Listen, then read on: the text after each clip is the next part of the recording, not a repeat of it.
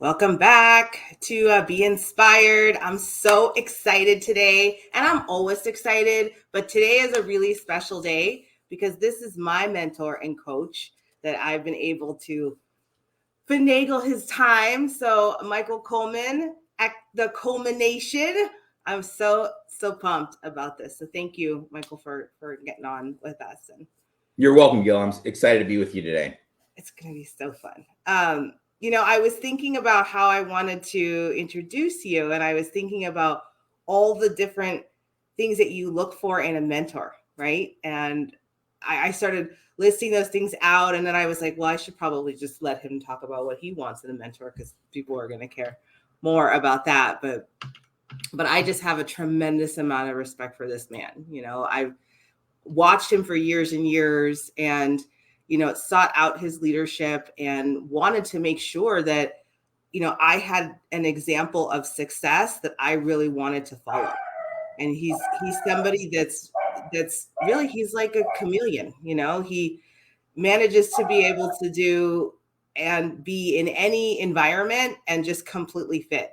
And here's the thing that I love the most about him, and he's always like, don't blow my head up, but like as a mentor and a coach, he has the capacity to see you and envision you as who you have the ability to become, not just who you are. And that's the sign of an incredible mentor. So I'm grateful for the time. And yeah, and he just moved to Florida. So I'm like, every time I'm like, I want to call him. Shoot, it's 11 o'clock at night. That's not good. It's not going to work. So thank you for coming on. So what made you, well, we won't get into too many details on this, but what made you based in California, and then you and Heather moved to Florida. So what made you make that move? I think that there's a couple of different factors. As our business started to expand, we just thought, we really wanted to kind of take the next step and commit to some East Coast expansion. But in addition to that, there was just we looked at what were we going to be able to accomplish in California. And I mean, I'm not going to make this like you said, I'm going to kind of tread lightly here. But we just looked at it, and there was just not a lot of upward potential for growth in the state, and and taxes was a big factor in that. And so we said, hey, you know what, we got to get out of here and see where we, just kind of see where our feet take us. And we wound up in the west coast of Florida, outside of Tampa, and it's just been an absolute blessing. I mean, it's just, it really is. It is pretty wonderful here. Yeah, we got to visit with you guys, I guess, towards the beginning of the year. And my husband was like, this is kind of nice here. I like it. It's not that, it's very different from California, but not that different in weather. So, except for a few parts. So, exactly. I don't know, maybe the whole world seems to be moving to Florida. So, okay. So let's talk about mentorship. Okay. Let's talk about mentorship because my whole goal doing this podcast and, creating the research to be able to do a book is I really feel like entrepreneurs they need more and more mentorship. And I think there's a lot out there, but it's not always the right mentorship. Right.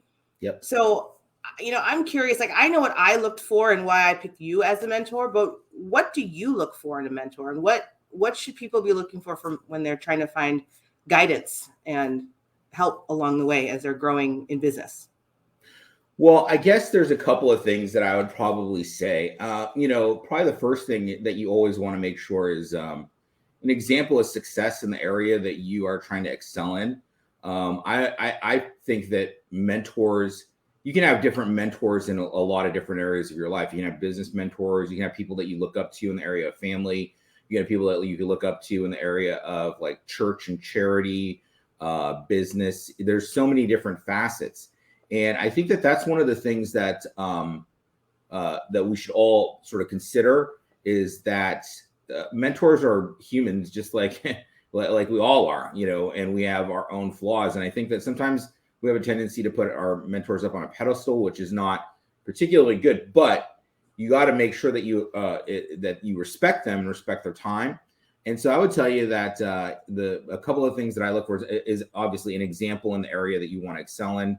And so if that's someone that you look up to, like I said, in those different areas, then that's the first thing. The second thing I'd probably say is trust, and when I'm looking to build a relationship with someone and I'm going to reach up in order to be able to get some mentorship, it's obviously someone that I want to be able to trust. And I also want to be able to consider them to be a friend. Again, be respectful and make sure that I'm engaging in a way that's going to help me as the mentee, I guess you could say, to really step up my game and then meet the challenges. Obviously you want a mentor that's going to be able to challenge you, challenge your thinking, challenge your performance.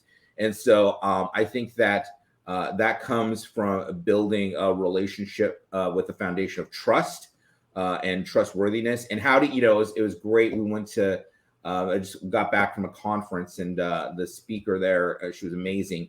She basically said, how do you gain trust is be trustworthy, right? And I thought, wow, what a great quote. So anyway, so being able to garner trust is very important. And then the other thing too, I think, is a little bit of humility and approachability. I think is important. And I find that a lot of my mentors that I look up to, and the people that are sort of helping guiding my path and helping me to excel in performance and business and family and stuff like that, they're people that I really that they're pretty approachable. And I think that that's important. I think that sometimes, again, society is sort of skewed, especially in today's this social media environment and stuff like that. We have a tendency to put people on a pedestal higher than they should be potentially. And then that way, when you really get down to it and you start to interact with folks, I think that humility and approachability are tremendous. I want someone that I can feel comfortable talking to. I think being able to be vulnerable is important as well, and not feel like they're gonna sort of make you introverted or look inward. They always want to be able to help expand your vision and, like I said, performance. That's so important. All of those things are so important, and you do all of those things for myself and for our team. And you're constantly stretching my vision. Like, I remember I brought my business plan to you and I was like, oh, he's going to just love it. It's going to be great. He's going to say, go, Gil, you're awesome. And you were like, you're thinking too small. I went back to my hotel room and I was like, I think I just got a really big gut check, but it was good. I needed it. You know what I mean? You need your mentors to stretch your vision and push you beyond the limits that you believe you're capable of. And I think that is so, so important. I'm grateful for it. And so I kind of want to skip around a little bit, because you have an interesting story in business, and obviously we work together. We're in the same business, and I generally don't talk too much about it because I really want to focus more on the mindset. But you didn't start, wealthy. You had, humble beginnings, right? So you didn't start rich, but what do you think makes you the most unique in business that has led to so much of the success that you've had?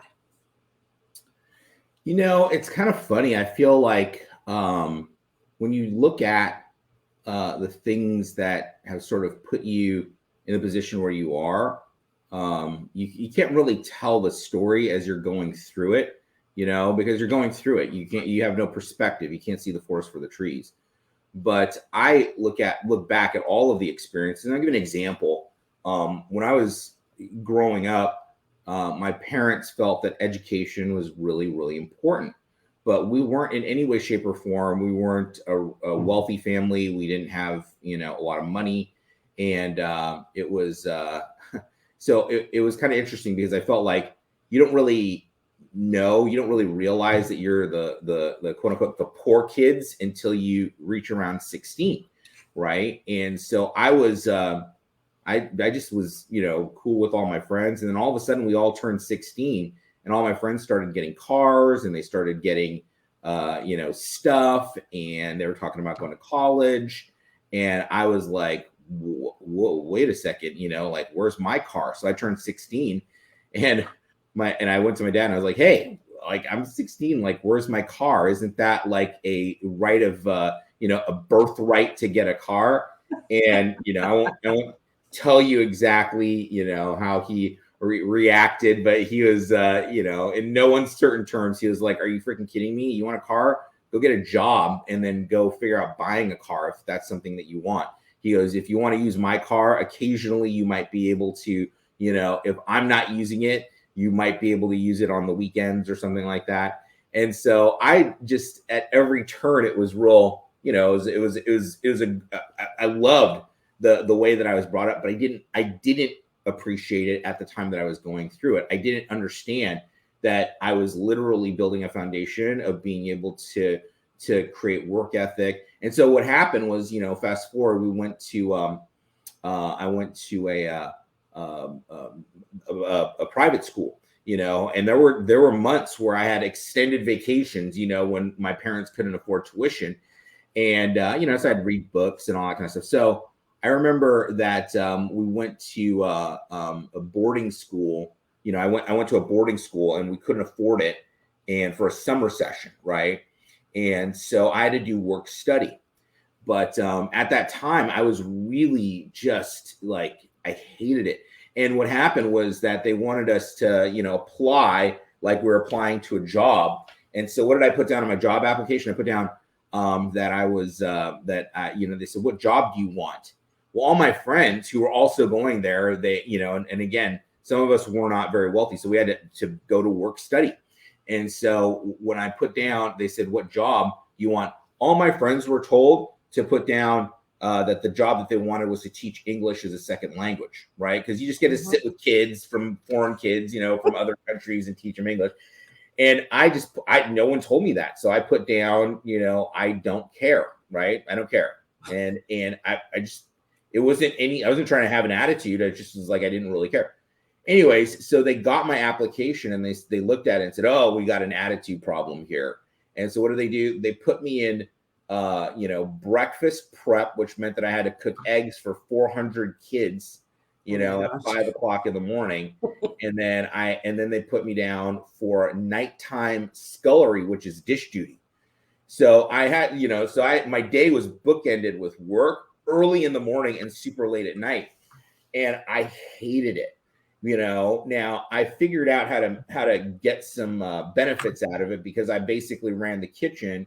I ate better than everyone else. I chocolate chip pancakes and, super great omelets because I could get any access to any of the ingredients there. But at the end of the day, when I look back on it, I mean, like when I was going through it, I was so tired. I was like, and I'm sure, remember, this was the 80s. So I'm sure that there were all kinds of like labor laws that were, getting violated, having. Yeah, I'm like, that doesn't sound right.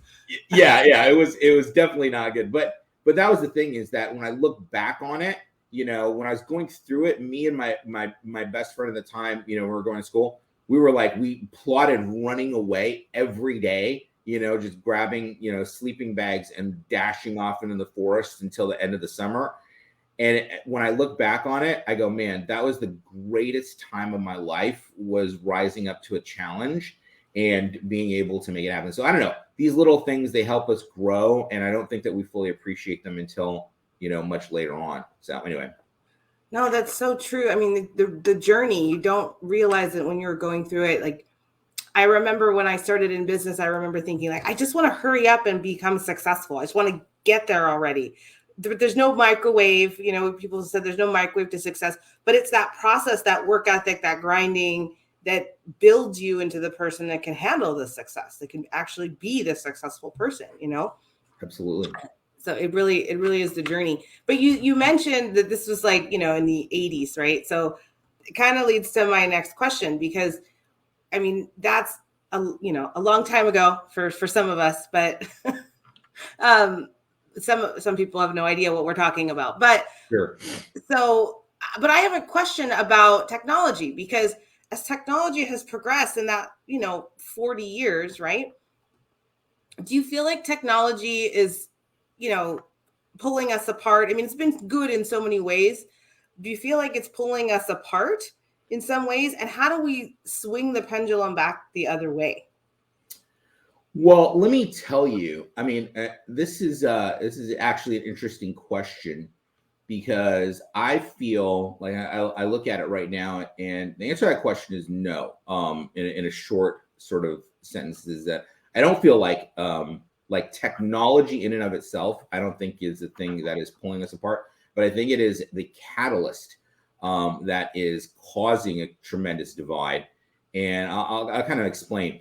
I look at it and I say, well, what have been the sort of banner moments in the progress of society and civilization? It's speeding up communication, and you look at these moments where communication can be sort of archived, such as, the Gutenberg press, and being able to, print from the early stages of the first books that were ever printed, being able to transfer that knowledge in a compact form. Well, then you just fast forward to today, to whatever, when the computers started, 70s, 80s, they started to get some traction in the consumer market. And then people had computers, and then you fast forward to today. I mean, now you have, like, literally on your mobile devices, you have the entirety of all of mankind's accumulated knowledge for in the entirety of the existence of our species is available to you on a little mobile device, and so when I look at it, just in and of itself, is technology sort of preventing us? No, I don't think it is. The reason why I tell you this is because I feel like what is really creating this divide and sort of this um, reaction in society, and you look at it, the fact that people are, I don't know, they just, people seem sad, and people seem like there's this malaise and sort of a depression. Yeah. And I think that what happens is that they lose context and they forget the spiritual nature of man. And why do I bring this up is because I feel like, as individuals, we need to have purpose, right? And I think that if someone has a strong sense of purpose, then technology is something that can help and support that. But if you have a total lack of purpose, then what happens is then you're not able to, then technology starts to become a crutch and an escape mechanism. So I don't think that the technology itself is bad or dangerous. I just think that what has happened is that people have been sold a bill of goods as far as what are the things that are going to make them happy and fulfilled, right? We're told that jobs, we're told that, being able to beat your competition, to be able to, and I got to tell you, none of that is true, right? Mm-hmm. It is looking at, okay, well, what is my purpose, right? What is the thing that I want to do? And I got to tell you, probably the common purpose that most people have is to help others, and I think that you find the people that are most fulfilled, regardless of how much money they have, are the people that are helping others to either achieve their own goals, or it's that you're volunteering, that you're doing something outside of yourself, right? That you're helping to lift up others. And that's where I think that we've had a breakdown in society is morality. I had a very, like, heated debates with some of my friends about, the fact that, like, what's the best type of government and this and it's like, look, it doesn't matter what government you choose if it's built on an immoral group of people that cannot tell what's right from wrong, And so, anyways, I could get into the depths of exploring that conversation. But at the end of the day, I think people need to revisit what their purpose is. And I'm gonna finish with this. Probably the most fundamental building block as far as fulfillment and purpose is concerned is the family unit. And I don't think that people are, like, you can see it. that people are just not having families anymore for some thought of like, oh, we shouldn't have families or we shouldn't have kids. I think that is I think that is an inherent, gives one an inherent sense of purpose, is being able to, raise other human beings. I think is something that we forget, gives us a tremendous amount of fulfillment. So Wow. You said so much there. I remember when I was younger, I was thinking, oh, I probably won't have kids, and becoming, because I'm not that maternal or warm. I've developed it over the years, but and I have two young kids, and but over time, as we've progressed in business and trying to get better, it's always come back to, but this is the most important thing. Do you know what I mean? My family is the most important thing to me, and keeping, those little ones and our unit together and doing the right things revolving around that. And so I think that's really huge and just so important for people to, stop, rewind, and go back and listen to that again, because it's just really, really important. So I have you didn't start in the financial world, right? You have a background in music, right? And jazz. So how did you end up here? Just one little piece about this, and then we'll go on to some other stuff. But I'm just kind of curious. Well, basically, I was, I grew up in this little island called Guam. My folks moved when I was, basically a baby, to Seattle. Moved to California, when I was a teenager, and then I didn't know what to do with my life, and so I decided, oh, I'm going to go to music school. So I worked. I was probably about 15 when I made that decision with my best friend, and we worked on summers and saved our money, and I had saved up about 10 grand. Which is a pretty significant chunk of change in the 80s, And so I went to music school in Boston, and I studied jazz guitar and music production. Well, when I got done with school, and I didn't graduate, I ran out of money. And I thought that was when school ended, was when you run out of money, And so I ran out of money. And so I said, okay, well, I guess school is finished. And, and so and by the way, that helped me become very resourceful, because when I went to college, I didn't care about the paper. I cared about the knowledge, And so I said, okay, well, I went and interviewed all of the, the teachers that and professors that knew the things that I wanted to know. I actually interviewed and sat down with all the senior students, and said, hey, what did you get out of this program? And then it gave me an opportunity to go, okay, well, let me shortcut that. If that's the knowledge that I'm going to get at the end, is there a way that I can kind of like bring that finish line a little bit closer to me, because I'm going to run out of money here in a few months. And so when I got back to, when I wrapped up, I went back to Los Angeles, and my best friend and I were broke, and we said we had to go get jobs. And I don't know why creative types feel like they're throwing in the towel when they got to go get jobs. But I wound up, going into getting a job in the tech sector, and I became the IT manager of a big software company. And then, I did that for about 10 years, moved to New Hampshire, worked on a farm for a couple of years, worked at another tech company, here in Florida. And that was like 20 years ago. And then I wound up working in an advertising firm, and I was there for a couple of years, and it just kind of, it was a wonderful job, and I really enjoyed it. But I just found myself burning out, because I was working, 18-hour days, 6 or 7 days a week. And that was when I got introduced to, the financial industry. And being an entrepreneur was way outside of my wheelhouse. There's nothing that I just told you in there that would have ever prepared you or give you any indication that I was going to be an entrepreneur. And, but I rolled up my sleeves and I said, you know what, I can learn, and I think that that's one of the best things that, sort of affirmations that you can tell yourself is like, you may make mistakes, but as long as you tell yourself, you know what, I can learn and I can improve. That's all that I have ever done. I've never had a spectacular career, but it's built on a solid foundation and good work ethic. And I think that that's helped us to excel and succeed. Wow. It's an amazing story, like, all around the country and back again. And now you're, back in Florida. So, but your mindset, you know what I mean? Like the idea that I can continue to learn, I can get better is just it's a huge amount of positivity and growth that's striving for constant growth.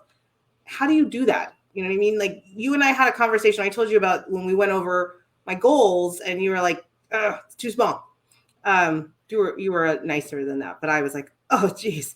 But you talked about, staying positive and drawing the bigger things to you. And I would love for you to share the story of the $1 billion version of you. Okay. You know. Well, I'll tell you that there's a couple of things that come to mind when, and I'll definitely talk about that. But, one of the things that has always sort of like a quote that was really near and dear to me was, be bold and mighty forces will come to your aid. That was Goethe. And I think it's such a great quote because it's like we're all afraid. Everybody's afraid. We have challenges every day. But if you don't jump in and you don't try, then nothing. There's all of these things, there's all of these forces that are sort of, I guess off screen, you could say, but they're all just right outside. And until you commit to that path, those things can't jump in to assist you. The people that are tremendous gifts in your life, the relationships that you'll build, all of those types of things cannot come to your aid if you're not willing to at least take the first step on that path. And so I think that was excuse me, was one of the things that was important, was to at least try. Even though you're scared, you want to be able to try. So that was kind of the foundational thought in relationship to that.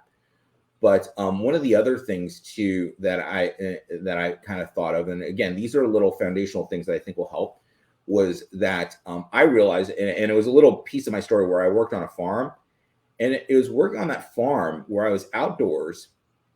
I wasn't making any money, but I had no outside pressures. And suddenly in that moment, I was literally on a ride-along mower, and it was April of, April of 2000. And I was on this ride-along mower, and I was cutting this acres of a brush out in this farm that I was on, and I just felt this overwhelming sense of peace, and I suddenly realized that my happiness and the amount of money that I had, they were disrelated. I didn't need money in order to be happy. And that's the other thing too, is that I tell you, is that you need to practice being happy, first. It's like you have to be happy, and then, and then and you can always look for things to be happy about. Well, I'll tell you, this helped me really think about the fact that, okay, well, what is the best version of ourselves? And I started to reflect on this at certain points. And I had some different conversations with different people that, that we've been assisting and mentoring over the years. But I thought to myself, you know what? There exists in this reality, that 12 months from today, and this is to you and all the people that are, is that 12 months from now, there is $1 billion version of you, right? There is. So from wherever you're at to 12 months from today, there exists in this multiverse, if you want to call it that. There's lots of different branches and decisions that you can wind up making where you go, okay, go left, go right, yes, no, go stop. And you keep moving in that direction. Well, literally, there's a series of decisions, yes, no decisions that would arrive in you being a billionaire in 12 months. There just is. Okay. Now, a lot of times what enters in is people just start thinking, oh, I can't do that. And he's not talking about me. And, I don't know. Well, you look at some of the people that are out there, that have made that decision. I mean, there's some people that have said, I'm going to be a billionaire, and then they just go out there and they figure it out. They go, well, what kind of service can I give, or what technology or what industry is growing that I can contribute to? How can I make those decisions to get closer to that goal? And by the way, what if you missed and you only became a millionaire? What if you missed and you only became, worth $100 million or $200 million? Wouldn't you be so much closer to that goal, right? So I'll tell you this right now, is that every single person, what we have is this ability called agency. It's the ability to make decisions. It's the ability to look at something and go, I'm going to do that, or I'm not going to do that. I'm going to take responsibility, or I'm not going to, or that's just something that I'm not going to want to do. And I think that realizing, okay, well, what is my long-term goal? And then looking for the path that's going to get you there is very, very important. And this is one of the reasons why you do things like business plans, and you do goal setting, is because it gives you, at least it puts down mile markers on the way to the big goal. And so the decisions become easier. So anyway, so that's what my thought is that, there's a $1 billion version of you that's out there, and you just have to believe that that's the case. And then you have to be congruent and take actions that are going to move you closer to the version of who you want to be. That is so good. I mean, I guess, I don't know. In some ways, I think I'm just purely selfish because I wanted to hear you tell that story again. but I really think that it's such a valuable way to look. I was just thinking, you told a story before about, how do skiers, or snowboarders, go through the trees and not hit the tree. It's because they're following the path, Right. And I had that visual in my mind of, because I used to snowboard when I was younger, but of following the trees and just going through it. And so, I think it's just so valuable to get in the headspace that that's even a possibility, and after our conversation, so many things have been coming to me that have been so huge because I was open to receive them. Information that I know that I heard before, but I just wasn't ready to take it in. So I'm so grateful to you for everything that you do for us, for our team, for my own family, but also for, your willingness to be able to share that with other people. It's really a big deal. I've had people that I want to interview and they're like, no, that's good. Thanks. But I really appreciate it. So I want to ask you a couple of quick questions. I know I want to be mindful of your time. So this might seem silly, but these are just, kind of, they're fun questions. So best way to relax after a long day, couch or recliner? Couch or recliner? I guess, I guess I'm not really much of a recliner person. I'd probably say couch. Couch. Okay. Antique or brand new? Ooh, that depends. That really depends. I'd probably say, I'm probably more of a modern, brand new kind of person, except when it comes to guitars. I probably will want some of the older vintage guitars. Okay, I thought for sure it was antique, but Yeah. Book or ebook? Book for sure, 100%. Something satisfying in the turning. I take a lot of notes. I always have a highlighter and a pen with me, so I'm circling things, I'm highlighting stuff, I'm taking notes in all the books that I read. Yeah. I mean, I know you can do that on a Kindle and stuff like that. I don't know. There's just something more fulfilling about doing that on a real book. Yep. And you know what? As many years as I've worked with you, I've always thought to myself, like, he reads so much. He's like a machine. Like, he always seems to be reading a new book. And just watching, let me give you some, plug on the Culmination on your YouTube channel. Please, you guys go subscribe.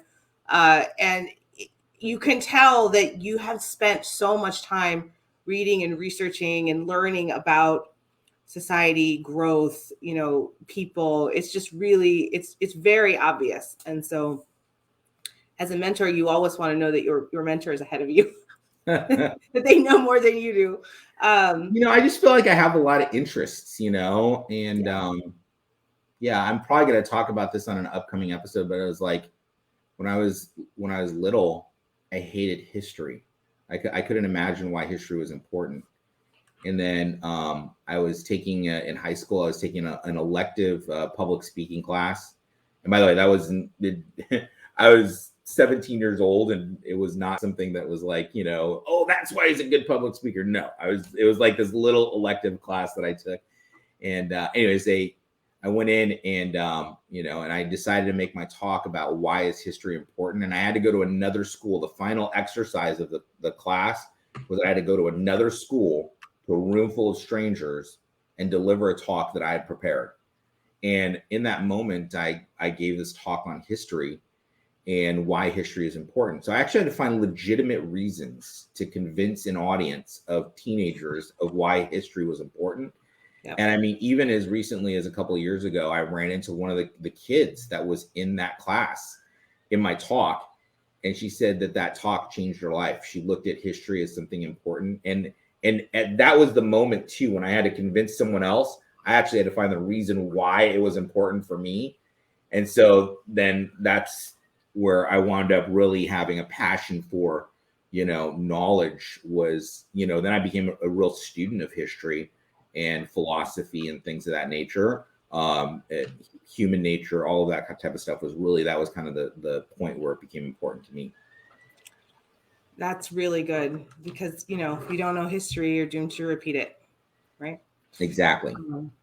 Well, I appreciate your time. I appreciate your mentorship, your leadership, your example. What I was going to say at the beginning was, when you're looking for a mentor, you look for a good person, somebody you can respect. Yes, somebody, of course, that you can trust. Can I learn from them? Do I want their mindset? Do I want their life? And, I know that you're pulled in so many directions, but just being able to get a little bit of time and get a window into the way that you think is really important for myself and for so many people out there. So I hope that, you got something out of this as well. I feel like the more that we can stretch ourselves, you need to be working with people who you do look up to, and find ways to be able to create the life that you want, and if they have something that you want, then go after it and ask it. When I started working with Coleman, he was like, I'm really busy. And I said, that's fine. I'm just that person that's like this squeaky wheel that's just going to keep bugging you and bugging you and bugging you until I get my answer. So yep, this is how I roll. But which, by the way, I never fault someone for that. I don't mind being asked the same question multiple times until someone gets their answer. So I really I appreciate that about you. I appreciate your stick-to-itiveness, your example, and just being there. I mean, you are a tremendous mentor to your team and to the people that you work with, and an incredible example to your daughters. And I think that just as a human being, you really are next level and second to none. So I appreciate you a great deal, Gillian. Thank you. Thank you. Don't make my eyes sweat. Stop. Okay.